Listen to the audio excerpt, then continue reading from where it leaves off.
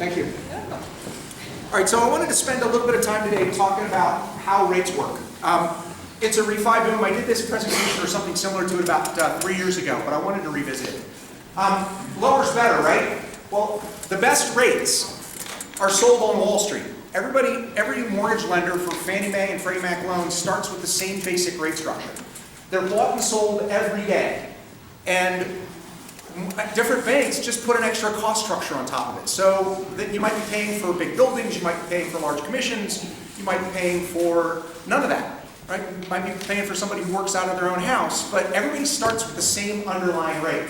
Rates changes daily and each rate comes with costs. Here is a rate structure from a couple of years ago, but this is actual rates on one day. And what we see here is that if I give somebody 4.375% on that particular day, they pay their own fees, they pay the title company, they pay the appraiser, but they just get 4.375. Has anybody ever heard of points? Buying a rate down with points? Okay, so if you spend a little over 1 point, you spend $2,812, you can have 4.125.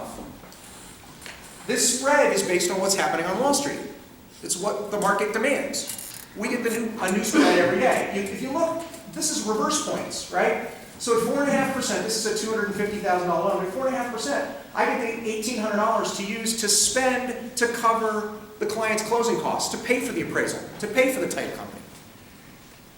$3,750. A refi costs $3,200 if there's an appraisal involved. At $3,750, I can actually pay the client to do the refi. They can leave, and if they sell the house the day after we close on the refi, they made money. They turned out better off. So the question is, as you're trying to move up and down this rate chart, what's the payback period? Right? In this case, moving from 4.5 to 4.375 saves you $18.50 a month, and it costs you $1,800. The reason I picked that is that the math is kind of easy. Right? It's 101 months. It's 8.5 years. If you're in the house for 8.5 years or more, and you pay the minimum, you were better off with the lower rate. I'm sorry, not the house, the loan. If you were in the loan for 8.5 years. Some people refi. You refi because rates fall, you refi because you want to put a kid through school, you move, right? It pays for itself in this case in about 8.5 years. But what do you do with that cost? This is actually not a valid comparison. The reason is that everybody, when I say to you, do you want to bring $1,800 to the closing table, they say no, roll it in. Right? That $1,800 that you just rolled into the loan is the last $1,800 you're going to pay off over the course of the mortgage. It's the very last money you pay off. You pay interest on it for the full 30 years if you pay the minimum.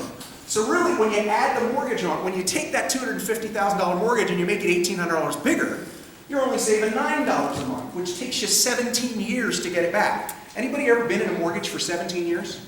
Anybody in the house? I got like 3 hands. So if you're a betting person, your 3% odds that you should pay your closing costs and roll it into your mortgage. Otherwise, you should try to take a higher rate and not roll it into your mortgage.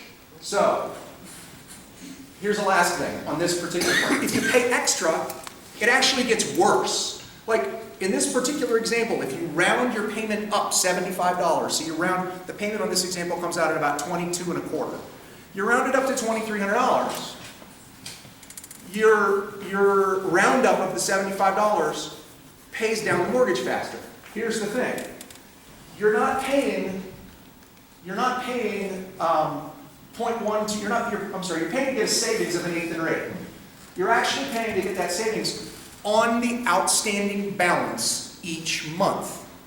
If I throw $200 grand at my mortgage and I move my balance from $250,000 down to $50,000, I'm only saving on the $50,000 that's left. I counterfeited all of the savings that I paid for up front. If you roll extra money into the mortgage each month, if you pay a little extra to pay your mortgage off faster, the payback on that $1,800 doesn't exist. It never pays for itself. You paid $1,800 up front, and there's no spot in the entire mortgage where you have made money by paying that extra. It's just not a good idea. You counterfeited your savings. So it's a bet. It's a question of how long you're going to be in the mortgage. So let me give you a specific example of a specific client using actual industry averages. Real world example. I helped a client buy a house in June of 2008. If they had done it at the industry averages according to Freddie Mac, they would have bought at 6.5%, They would have refied in 88, 5 1/4. They would have refied in 2010 at 4 1/2. Refied in 11 at 3.875. And refied on average at 3 1/4 in late 2012. Would have finished with a $293,000 loan at 3 1/4. If, on the other hand, they had rolled the costs in, they would have gotten slightly higher rates all the way down, but they threw $3,200 in the trash here and here and here until they got to that spot. They would have ended up with a loan that was only $280 grand instead of $296,000. Their payment would be less because their loan amount was smaller, and their loan amount would be $16,000 less as well. This is the smart way to do it. All right, so the nutshell. It's almost never better to take the higher rate. With a refi, with a purchase, there's some debate there because you got to pay for it in the purchase price. There's a bunch of different mechanics in the math. But on a refinance, the proper comparison is what can I get for free versus where am I now? Right? If I cover all of your closing costs on your refi, and you say, well, don't I have to save a point on my mortgage? No, you don't. It's a question of how much do you have to save a month. If I can save you an 1/8 rate for nothing or a 1/2 rate for nothing, it's a question of how much your time is worth. It's not a question of whether or not it pays for itself. They're a hassle. Refis are a hassle. But if it's worth the hassle to save $100, you save $100. If it's worth to you a hassle to save $25, you can do it. I have one guy who says, don't call me unless he can save $200. Most people aren't like that. All right, so why did all this here about rates? Today's mortgage rate, 2.875.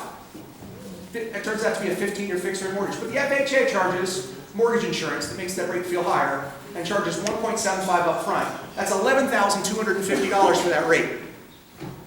If instead on that same 15-year mortgage you took 3 1/2, I can cover all your closing costs, you have to spend the $11,000. Why do they do this? Because it makes the phone ring. Because it makes you call them, and then they sell you into something else. So if you have questions on this stuff as you're talking through your refinance or your friends are talking through the refinance, say, I know a guy who says that it's really smart to not pay for that stuff, and he really made a compelling argument for you. Then you can introduce all of those people to me and tell them relax.